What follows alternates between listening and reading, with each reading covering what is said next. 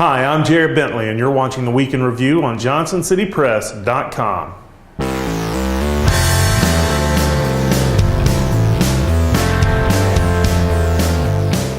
When a Washington County animal control officer arrived on Cherokee Road earlier this week to investigate a case of animal neglect, he was not prepared for the severity of the situation.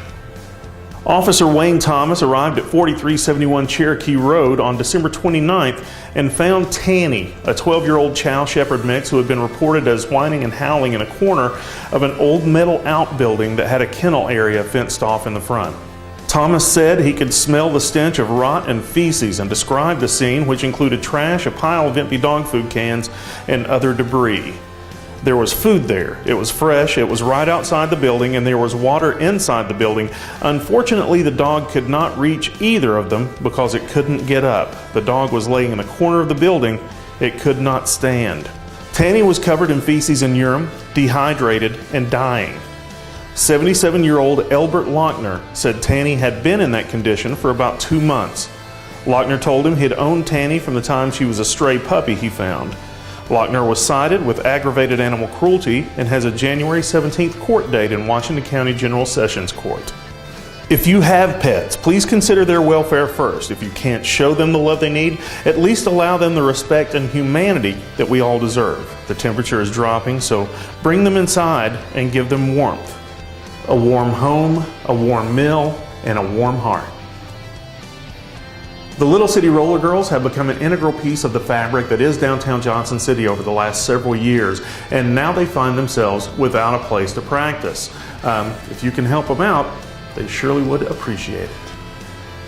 The team recently lost their practice facility in Bristol at the Bristol Skate Inn and are in the market for a space closer to Johnson City.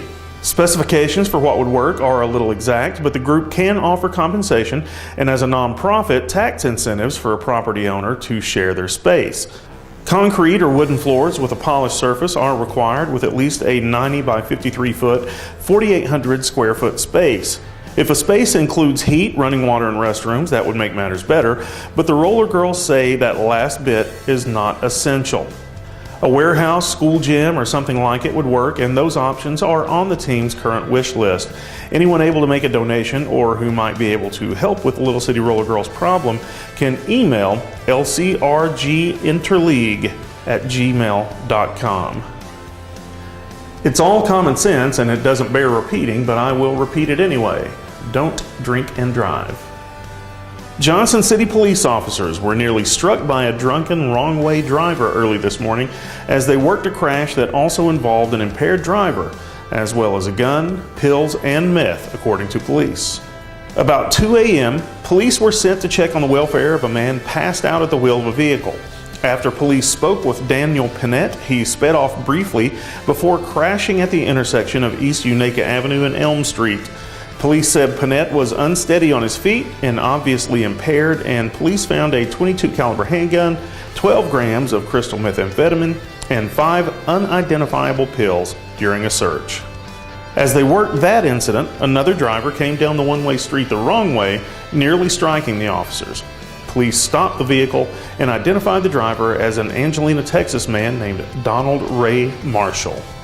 Police said Marshall had the odor of an alcoholic beverage, failed sobriety tests at the scene, and was arrested about 3 a.m. Both men were set to appear in Sessions Court later today. As we head into the weekend, temperatures are dropping and the weather is a major concern, as I'm sure you all know. It's supposed to be getting a lot of snow here, so everybody please take care. We have a list of schools that have been closing early on Friday. We will also update that list for Monday, schools that may be operating on a snow schedule or facing closings. You can find those updated lists at jcpvideo.com. Whatever you do this weekend, try to stay safe, stay warm, and enjoy yourself. This has been the Week in Review on jcpvideo.com. Thank you very much for watching.